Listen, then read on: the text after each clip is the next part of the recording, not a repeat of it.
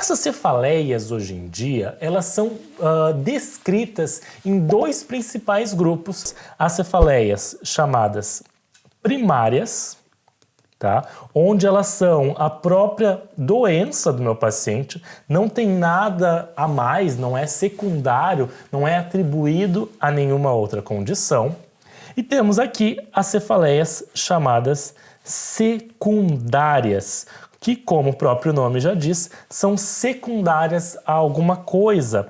Elas são um sintoma no meu paciente. O meu paciente tem isso, essa dor de cabeça, porque ela é atribuída a uma outra fator, como fatores dentais, fatores de articulação, musculares. Existe uma cefaleia atribuída a problemas como atribuídas a DTM.